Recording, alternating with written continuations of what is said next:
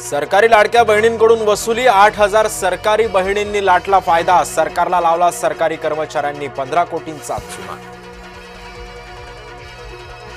महाराष्ट्राचा मदतनिधीसाठी केंद्राकडे कठोर पाठपुरावा। मुख्यमंत्री फडणवीस नवी दिल्लीच्या दौऱ्यावर। केंद्रीय मदत वेगाने मिळवण्यासाठी प्रयत्नांना वेग।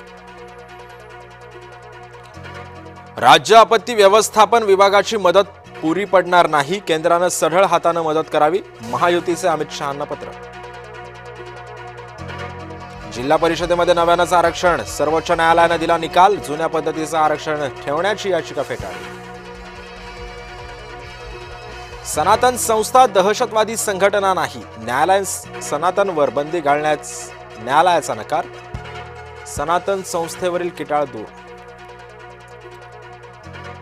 जपानला गेलेले उदय सामंत विरोधकांच्या निशाण्यावर। दौऱ्यावरून परतल्यावर उदय सामंत छत्रपती संभाजीनगरला जाणार। पुरामुळे संभाजीनगरमध्ये औद्योगिक वसाहतींचं सुद्धा नुकसान। मंत्री उदय सामंत घेणार उद्योग नुकसानीचा आढावा।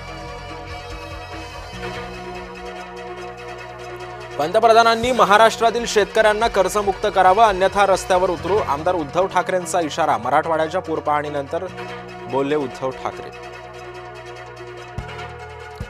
दिवसभर पायपीट झाल्यानं अजित पवारांची चिडचिड। जो काम करतो त्यालाच बोलता। कर्जमाफीच्या मुद्द्यावरून अजित पवार पूरग्रस्त शेतकऱ्यांवर भडकले।